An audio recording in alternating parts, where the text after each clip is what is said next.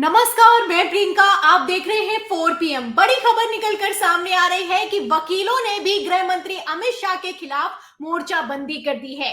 तस्वीरें आप देख सकते हैं कि किस तरीके से गृह मंत्री अमित शाह का पुतला फूंका जा रहा है, इस्तीफे की मांग की जा रही है। फिलहाल बवाल खड़ा हो गया है। एक तरफ जहां नेता प्रतिपक्ष राहुल गांधी के खिलाफ एफआईआर दर्ज हुई है, वहीं दूसरी तरफ गृह मंत्री अमित शाह के खिलाफ सुप्रीम कोर्ट के सीनियर वकील केस दर्ज करवाने के लिए थाने पहुंच गए हैं। अब पुलिस केस दर्ज करने के लिए तैयार नहीं है। इसके बाद से सुप्रीम कोर्ट के सीनियर वकील भड़के हैं और तो और अदालत जाने की तैयारी है, सुप्रीम कोर्ट जाने की तैयारी है। तो ऐसे हालातों में क्या अमित शाह अब घुटनों पर आएंगे? अब अमित शाह ने सदन में बयान दिया है, सदन में दिए गए बयान पर किसी तरह का कोई एक्शन नहीं हो सकता है, तो सुप्रीम कोर्ट क्या करेगा? सुप्रीम कोर्ट के वकील क्या करेंगे? क्या होगा, क्या नहीं होगा? इस पर ज्यादा जानकारी देने के लिए हमारे साथ मौजूद है सुप्रीम कोर्ट के ही सीनियर वकील महमूद प्राचा जी। उनका स्वागत करते हैं और समझने की कोशिश करते हैं कि आखिर चल क्या रहा है। नमस्कार प्राचा जी, आपने 4 पीएम को समय दिया है बातचीत के लिए, बहुत बहुत शुक्रिया। अब ज्यादा भूमिका नहीं बांधते हुए डायरेक्ट सवाल पर आते हैं। आपने गृह मंत्री अमित शाह पर एफआईआर दर्ज करवाने की कोशिश की है। अब ये एफआईआर दर्ज नहीं हुई है, ऐसे हालातों में क्या हो सकता है? क्या अमित शाह पर एक्शन हो सकता है? आपकी क्या राय है? अमित शाह जी का अगर आप देखेंगी तो वो बाबा साहब का नाम कभी भी किसी प्रीफिक्स के बगैर या सफिक्स के बगैर नहीं लेते हैं कहीं भी। अगर पब्लिक डोमेन में देखेंगे आप, वो अंबेडकर जी बोलेंगे। जैसे हम लोग अगर जल्दी जल्दी में भी बोलते हैं ना, तो ये कोई भूल चूक से नहीं बोला है उन्होंने, पार्लियामेंट के अंदर जानबूझ के बोला है।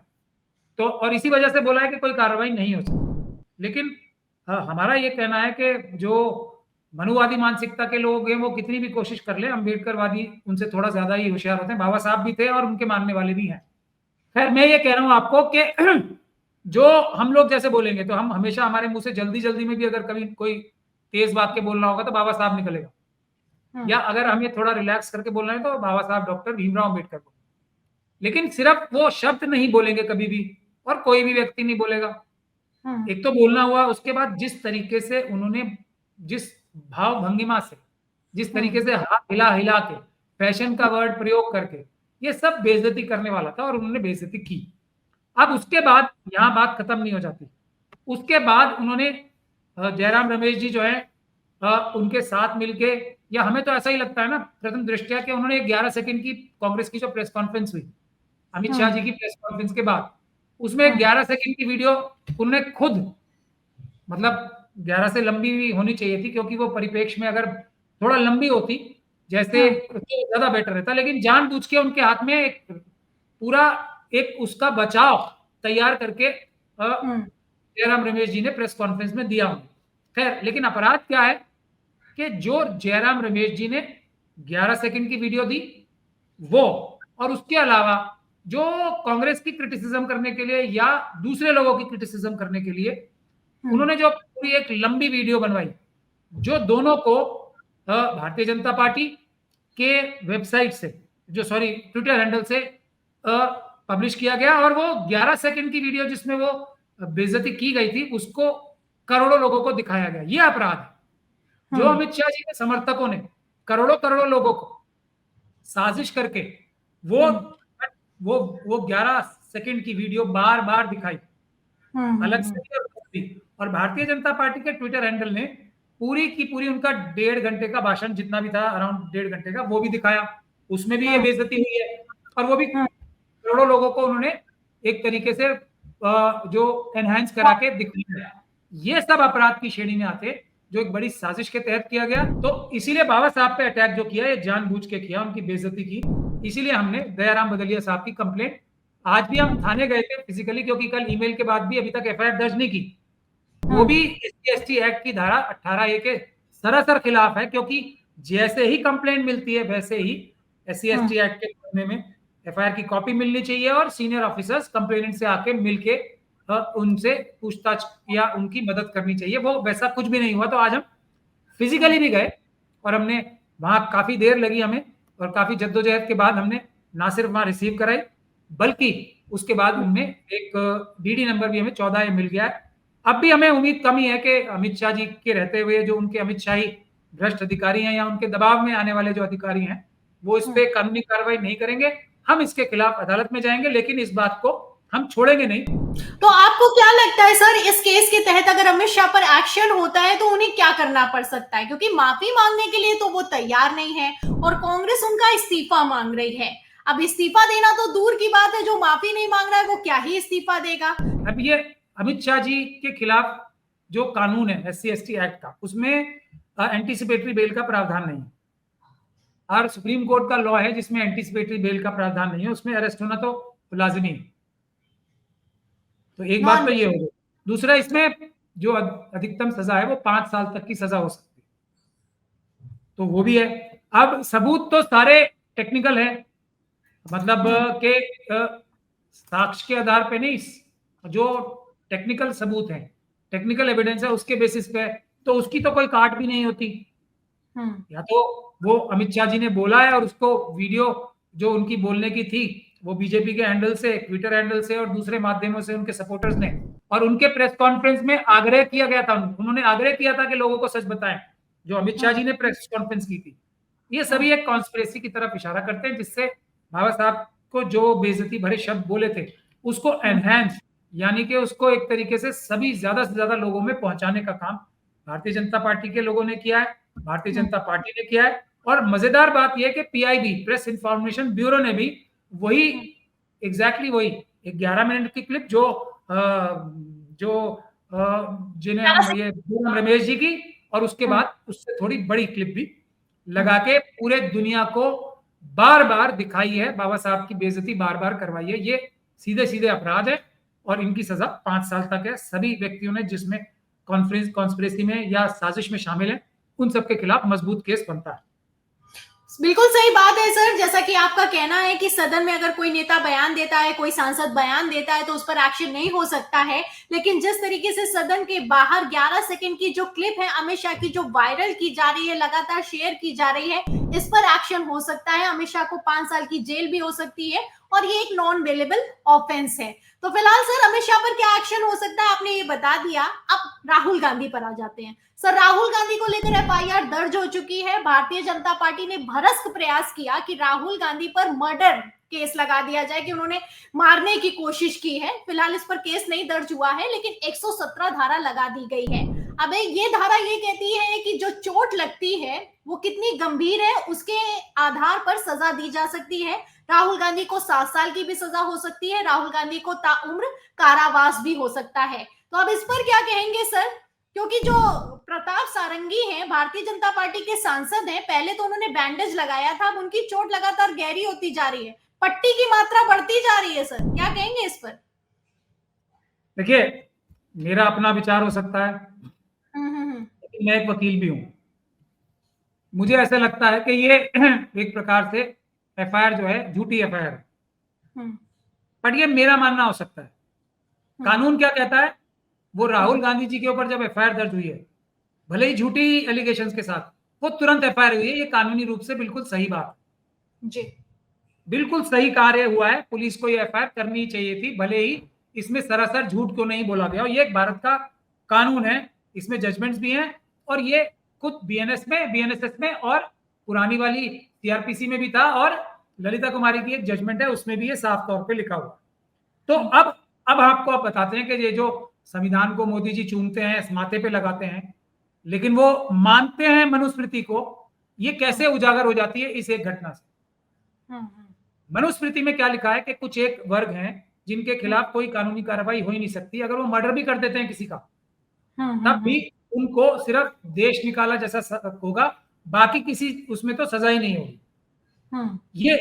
ये निदान है ना, मतलब उस जमाने में कंप्लेंट भी नहीं कर सकते उस जमाने की लैंग्वेज में, और आज क्या हुआ है, एक ही घटना, 2 तरफ की कंप्लेंट्स यानी कि शिकायतें हैं। एक में FIR होती है, वो मतलब वो ग्रुप है जो कि मनुस्मृति के उस ग्रुप में आता है, और दूसरा ग्रुप जो है वो मनुवादी नहीं है, मनुवादी मानसिकता का नहीं है, या वो मनुस्मृति के उस सेक्शन में नहीं आता जिनके खिलाफ कोई कानूनी कार्रवाई नहीं हो सकती, तो उसकी FIR भी दर्ज नहीं की जाएगी। और ये संविधान में लिखा है, कानून में, सुप्रीम कोर्ट की जजमेंट में लिखा है, तब भी नहीं।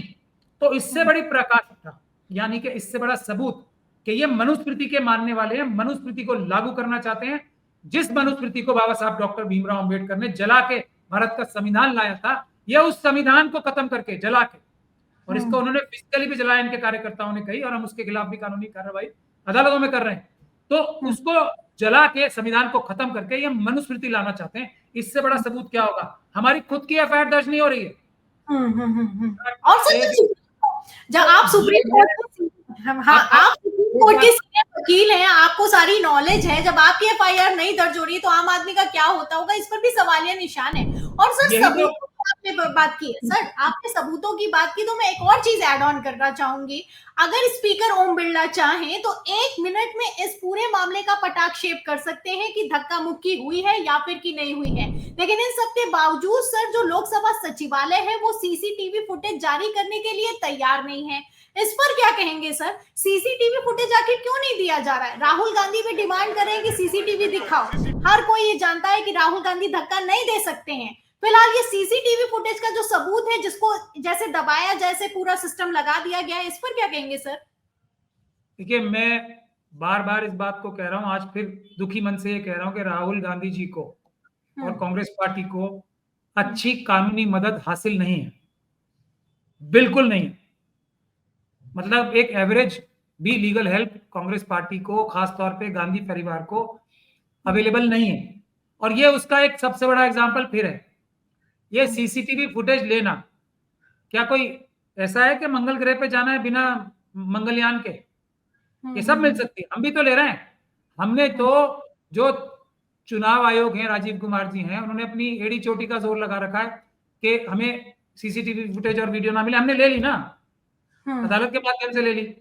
और सीसीटीवी फुटेज आप सार्वजनिक मंच पर साझा भी कर दी सर, सबने देखा कि किस तरीके से चोरी, रंगे हाथों चोरी पकड़ ली जी। ये लीगल हेल्प और एक केस में नहीं है, हर केस में मैं ये देख रहा हूं कि राहुल गांधी जी को एकदम बगैर लीगल हेल्प के एक्सपोज कर दिया जाता है कि वो बड़ी से बड़ी मुसीबत में आ जाए, जो मुसीबत होती नहीं है।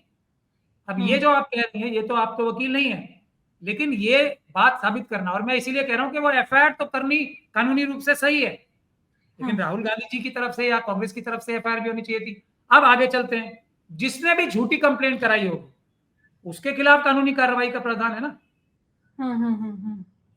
वो भी तो है ना। अब मैं ये गारंटी के साथ कह सकता हूं, इस लाइन पे कांग्रेस पार्टी बिल्कुल काम ही नहीं करेगी कि उनके सबसे बड़े नेता जो कि फ्रंट एंड से लड़ाई लड़ रहे हैं, उनके ऊपर इतना बड़ा हमला हो गया और वो इश्यू डाइवर्ट करके उसको कोई मजबूत कानूनी कार्रवाई कर ही नहीं रहे, ना उनको बचाने की, और उस तरफ से एक झूठ को इतनी मजबूती से कहा जा रहा है कि वो सच लगने लगे, और इस तरफ से इतनी कमजोर और लचर उसका रिस्पॉन्स आ रहा है कि इनका सच भी झूठ लगने लगे। कितना मुश्किल है सीसीटीवी फुटेज निकालना पार्लियामेंट का, अगर इनके बस की नहीं है तो ये मुझे बोले मैं। और सर दुनिया भर में कहीं पर भी अगर इस तरीके की हरकत होती है तो सीसीटीवी फुटेज वायरल हो जाते हैं। अब सीसीटीवी फुटेज वायरल तक नहीं हुआ है, निकल कर तक नहीं सामने आ रहा है। अमित शाह रात रात में मीटिंग कर रहे हैं, किस तरीके से पूरा सिस्टम लगा दिया गया अमित शाह को बचाने के लिए। ये भी इस बात का की तरफ सबसे मजबूत इशारा जो इस बात की तरफ करता है कि ऐसा कुछ राहुल गांधी जी ने नहीं किया है, वरना तो बीजेपी अगर राहुल गांधी जी से इतनी गलती से भी कुछ हो जाता ना, तो उसकी वीडियो ना, ये तो उनके पीछे कहां लगे रहते हैं इंडिया भर, दुनिया भर में, कि यहाँ ये इसके साथ मिले, वहां उसके साथ मिले, 10-10, 20-20 साल देश और विदेश से कहां के जो इनके पेड लोग हैं वो इनकी राहुल गांधी जी और गांधी फैमिली के पीछे लगे हुए हैं, मगर ये सब वो करेंगे, ये तो उनका काम है ना। और आखिरी सवाल सर, सबसे अहम, मैं आपसे एक और सवाल लेना चाहूंगी। एक सवाल ये खड़ा होता है सर कि डीवाई चंद्रचूड़ को लेकर खबर निकलकर सामने आई है कि उन्हें एनएचआरसी का अध्यक्ष बनाया जा रहा है। सर ये जो अंबेडकर को लेकर बवाल खड़ा हुआ है, जिस तरीके से गृह मंत्री अमित शाह के खिलाफ विरोध प्रदर्शन किया जा रहा है, इन सबके बीच एक मीटिंग हुई है। ये मीटिंग सदन में हुई है और इस सदन में हुई मीटिंग में प्रधानमंत्री नरेंद्र मोदी, गृह मंत्री अमित शाह, स्पीकर ओम बिरला, नेता प्रतिपक्ष राहुल गांधी समेत कई दिग्गज नेता मौजूद रहे। अब दावा ये किया जा रहा है कि इस मीटिंग में अमित शाह ने प्रस्ताव किया कि चंद्रचूड़ को एनएचआरसी का अध्यक्ष बना देना चाहिए। अब क्या कहेंगे सर? एक तरफ सदन में बयान दिया है, दूसरी तरफ ये प्रस्ताव रखा जा रहा है। अब इस प्रस्ताव पर नेता प्रतिपक्ष राहुल गांधी ने साफ मना कर दिया है और अब तो डीवाई चंद्रचूड़ की तरफ से भी सफाई निकलकर सामने आ गई है कि ऐसा कोई प्रस्ताव नहीं है, मुझे कोई ऑफर नहीं मिला है। आपको क्या लगता है सर, ये जो खबरें निकलकर सामने आ रही हैं चंद्रचूड़ को लेकर, सुप्रीम कोर्ट को लेकर, और जिस तरीके से अमित शाह प्रस्ताव रख रहे हैं, इतनी हिम्मत कहां से आ रही है? क्या करना चाह रहे हैं ये लोग सर? देखिए, एक इनसे पहले रंजन गोगोई साहब थे जिन्होंने किताब लिखी और अपनी फोटो छपवाई, ठीक है, और उसके बाद जब उन्हें राज्यसभा मिली तो उन्होंने एक शिकायत की थी कि ये राज्यसभा का पद मेरे लिए बहुत छोटा है। मतलब कि जैसे जैसे मैंने राफेल और दूसरी जजमेंट्स में यही तो अंदाजा निकालने का कॉमन मैन उसमें, उसके हिसाब से देखा जाए तो राज्यसभा का पद बहुत छोटा है या इनाम छोटा है। मेरा ऐसा कहना है कि चंद्रचूड़ साहब के लिए भी जितना उन्होंने मनुस्मृति को लागू कराने के लिए जितनी उन्होंने संविधान विरोधी गतिविधियां की हैं, जिसमें वो लिप्त रहे हैं, नेक डीप नहीं बल्कि पूरे के पूरे डूबे हुए हैं मनुस्मृति लागू कराने के लिए और संविधान को खत्म करने के लिए, उसके कंपैरिजन में ये रिवॉर्ड जो है ना, जो ये उनको बात करी है, कम है। इससे उनकी उम्मीद और तवक्को बहुत ज्यादा होगी। वो पता नहीं राष्ट्रपति जी बनना चाहते हैं या कोई बहुत बड़ा दूसरा पद हासिल करना चाहते हैं या कोई और भी, अब वो रिटायर हो गए, कोई बिजनेस करना मना थोड़ी है, हो सकता है वो अडानी जी के साथ कोई बिजनेस ही बड़ा करना चाहते हो। ये सब उनके लिए बहुत छोटी बात है जितना उन्होंने काम किया। और एक चीज और है, अभी मैं मुंबई गया था, वहां पे ग्रेप वाइन है, मतलब पूरा हाईकोर्ट के जो वकीलों से कहीं मेरी बात हुई, चंद्रचूड़ साहब के लड़के हैं, पुत्र हैं, सुपुत्र, उनका नाम जो वहां के चीफ जस्टिस साहब हैं वो प्रपोज करने वाले हैं। ऐसा पूरा जो बॉम्बे हाईकोर्ट के वकील हैं वो लोग मुझसे आके कह रहे हैं कि हम लोग शर्त लगा सकते हैं कि उनके बेटे का नाम, क्योंकि वो अभी 40 के आसपास हैं, उनका नाम इस प्रकार से ऐसे समय पे जरूर दिया जाएगा कि जब वो चीफ जस्टिस ऑफ इंडिया आने वाले समय में बन सके। अब ये कितनी सच्चाई है इस ग्रेप वाइन में जो वहां पे कानाफूसी हो रही है या नहीं है, ये तो आने वाला वक्त ही बताएगा। लेकिन इस प्रकार के कई वो पुरस्कार चंद्रचूड़ जी डिजर्व जरूर करते हैं। ये मैं जिम्मेदारी के साथ कहता हूं, क्योंकि उन्होंने मनुस्मृति लागू कराने के लिए, बाबा साहब डॉक्टर भीमराव अंबेडकर के संविधान को कमजोर करने के लिए बहुत ज्यादा काम किए। हाँ, सही बात है सर, संविधान को कमजोर करने के लिए काम किया हो ना किया हो, ये तो उनके फैसले अपने आप में उदाहरण है। और बयान भी निकलकर सामने आया कि जब मुझे मंदिर का फैसला नहीं समझ में आया तो मैं भगवान के सामने बैठ गया। तो सवाल खड़ा होता है कि भगवान के सामने क्यों बैठ गए थे, सबूत देखने चाहिए थे। तो बहुत बहुत शुक्रिया सर जो आपने हमें जानकारी दी है अमित शाह जी को लेकर और राहुल गांधी को लेकर और चंद्रचूड़ पर जो आपने हमारे साथ चर्चा की है। बहुत बहुत धन्यवाद, आपने अपना समय दिया है हमें, बहुत बहुत शुक्रिया। बहुत शुक्रिया मुझसे बात करने। तो ये थे हमारे साथ में महमूद प्राचा जी। आपने सुना कि किस तरीके से परतें खोलकर रख दी हैं। गृह मंत्री अमित शाह के खिलाफ केस दर्ज करवाने के लिए पहुंचे हैं, लेकिन पुलिस केस दर्ज करने के लिए तैयार नहीं है। अब ऐसे में प्राचा जी का कहना है कि अगर पुलिस केस नहीं दर्ज करेगी तो हम अदालत जाएंगे, हो सकता है कि सुप्रीम कोर्ट भी जाएं।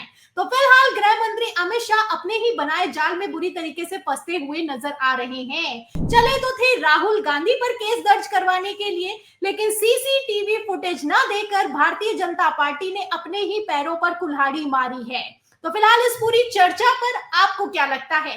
जिस तरीके से जुडिशरी सिस्टम काम कर रहा है, जिस तरीके से सुप्रीम कोर्ट के पूर्व सीजेआई को पद ऑफर किया जा रहा है, क्या पूरा का पूरा खेल एक्सपोज होता हुआ नजर आ रहा है? इस सवाल के जवाब में इस पूरी चर्चा पर आपकी क्या राय है, हमें कमेंट बॉक्स में जरूर लिखें। वीडियो को ज्यादा से ज्यादा शेयर करें, हमारे चैनल को लाइक करें, सब्सक्राइब करें, ज्वाइन करें। फिर मिलते हैं अगली खबर के साथ, अगली चर्चा के साथ। तब तक के लिए धन्यवाद।